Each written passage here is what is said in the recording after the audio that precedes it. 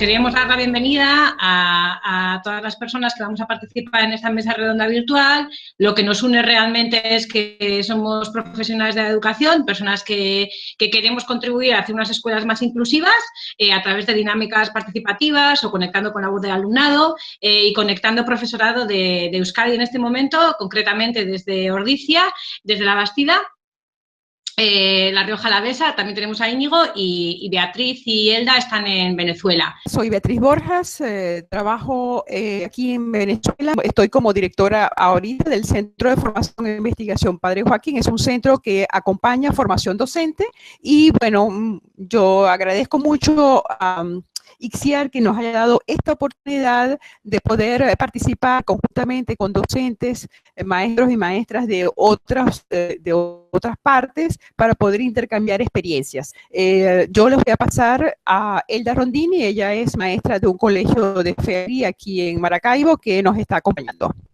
Hola, Egunon. Mira, yo soy Íñigo Beristain, soy director del Colegio Público de La Bastida, en Álava. O sea, no es una cuestión de aprovechar las circunstancias para trabajar de una determinada manera. En el cole creemos que para hacer un proyecto potente, un proyecto educativo potente, tenemos que tomar parte todos y todas. Y entonces tenemos que generar foros de participación reales, no los que habitualmente se suelen dar, como el consejo escolar, como que son muchas veces mera burocracia, sino que realmente tenemos que tomar decisiones entre todos y todas. Por un lado, porque es y todas parte del centro escolar, pero por otro lado también porque eso requiere una responsabilidad. Yo decido, por lo tanto, me mojo y tomo decisiones.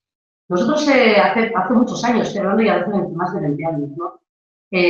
Trabajamos con una metodología tradicional, ¿no? Entonces, lo que nos dimos cuenta es que era muy difícil dar respuesta a todo el alumnado, a toda la diversidad del alumnado en esa forma de trabajo.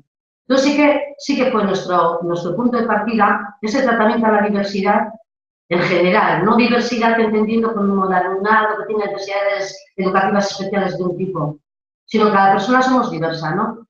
Entonces veíamos que en esa forma de trabajar era imposible. Entonces sí que fue nuestro punto de partida para plantearnos un cambio metodológico, un cambio y elaborar un proyecto fuerte, ¿no? La permite a nosotros crear la conciencia y respetar la individualidad de cada uno de los muchachos. Un ritmo de aprendizajes distintos es aprender desde el inicio el respeto hacia el otro, su forma de ser. Cuando planteamos tanto a las familias como a los alumnos y alumnas que puedan tener más voz en todos los procesos, evidentemente cuesta. A nivel de sociedad es lo mismo. Siempre están las mismas personas en los mismos lugares, en los centros escolares sucede lo mismo y muchas veces tanto el alumnado como las propias familias lo que plantean es: oye, mira, yo tengo ese servicio, por llamarlo de alguna manera, y a mí me lo dan. Yo no participo. Entonces, lógicamente, buscas dinámicas, buscas foros de participación y no es fácil. Es evidente que no es fácil. En nuestro caso, estamos tratando de potenciar ese aspecto, esa forma de trabajar, pero desde luego cuesta porque en familia sobre todo se ve que siempre participan las mismas, eso genera se quemen porque consideran que son las únicas que están por la labor y bueno, tiene sus dificultades, es evidente.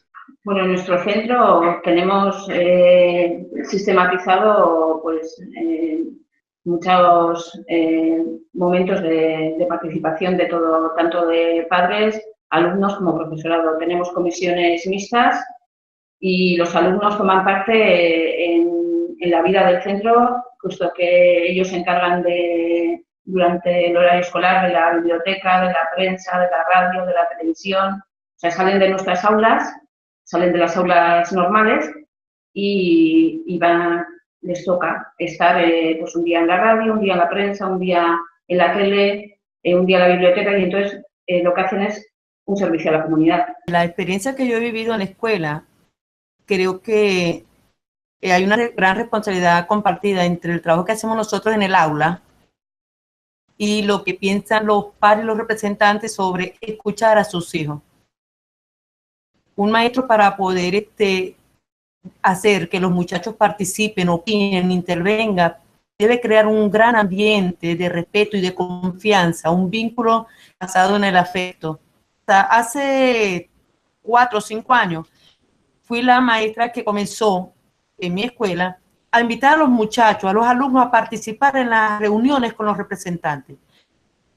La costumbre, el maestro con los representantes, los muchachos en su casa o en el patio entretenidos jugando pelota, y yo comencé a invitarlos a ellos a participar, a asistir, a opinar en las reuniones que tenían con sus representantes para que o afirmaran o rechazaran cualquier información que se está brindando, o de las propuestas incluso hasta de los padres. En la escuela generó todo una especie de run, en el sentido, ¿qué van a hacer los muchachos si ellos no saben opinar? No, ellos saben opinar, porque los muchachos hay que darle cabida en todos los espacios, no solamente en el ámbito de escuela. Los representantes tienen que aprender que si ellos participan, que si ellos hablan, intervienen en la escuela, en su casa, también tienen derecho a ser escuchados. El lazo de comunicación entre los padres también es necesario fortalecerlo. El muchacho nuestro, como dice el compañero, creo que se llama Íñigo, que es responsabilidad del docente, hay que romper un poquito eso. Este replanteamiento que hay que hacer es qué es lo curricular, ¿no? Estamos hablando continuamente de competencias, bla, bla, bla, bla, bla, bla, y sin embargo seguimos trabajando como trabajábamos digo en general, como trabajábamos hace 20 años, que sí, este contenido, este no sé qué, este no sé cuánto, es que no nos da tiempo, ya, pero es que trabajar de manera participativa, llegar a consensos, aprender a respetar al de al lado, unir opiniones y a partir de ahí generar propuestas, es parte de lo que en teoría se nos dice que debiéramos trabajar. Que decíamos, ¿a qué se refiere? Porque nuestro proyecto es un proyecto global y entonces dentro de esa globalidad se contemplan todos estos aspectos. Este área es tan curricular. Nosotros, cuando nuestros alumnos o nuestras alumnas o el profesorado está con otro profesor o con otro grupo trabajando algo en participación, consideramos que eso también es curricular y que forma parte del currículum, porque no deja de estar, pues, tomar decisiones, ponerse de acuerdo en el grupo, colaborar, o sea. Quienes hemos aprendido a hablar, a dialogar, a proponer, eso es lo que queremos sembrar también en los muchachos, pero cuesta. El currículum lo que es la base, es el contenido que ellos deben adquirir, dominar para conseguir y avanzar en sus aspiraciones, en su formación, pero cuesta.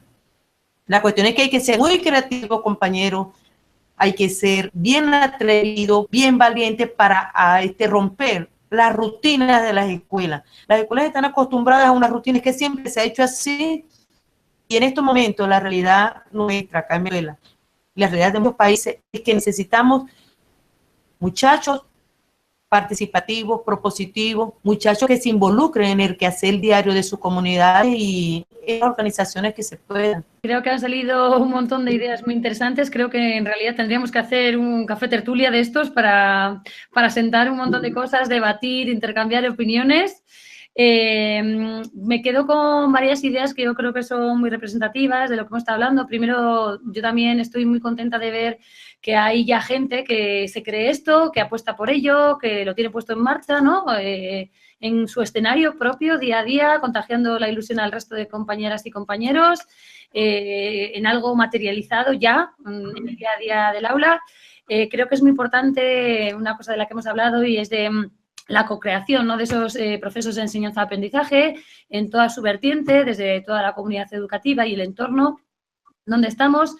Creo que hay una cosa muy importante en todo este proceso, que es el hecho de estar siempre en reflexión continua, ¿no? De lo que estamos haciendo, refrescando, trayendo aires nuevos, preguntando aquí y allá, formando estas comunidades de aprendizaje y generando también dinámicas de participación, entornos de confianza, donde la gente entienda que tiene lugar y que su opinión es respetada y que, bueno, pues que se puede llevar a cabo en cosas concretas.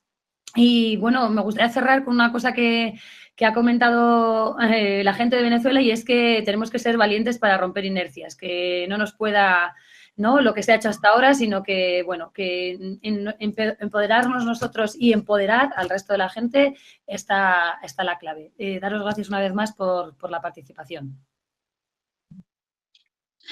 Bueno, pues nada, una vez más dar las gracias a todos, porque si construimos algo y es participativo es gracias a las voces de todos, y hoy aquí es evidente, ¿no?, que arrimando el hombro y con la ilusión y con este pedacito de historia seguimos construyendo. De corazón, de verdad que para nosotros es muy emocionante y estamos agradecidas y bueno, pues que vamos a seguir en contacto. Esto es solo un comienzo.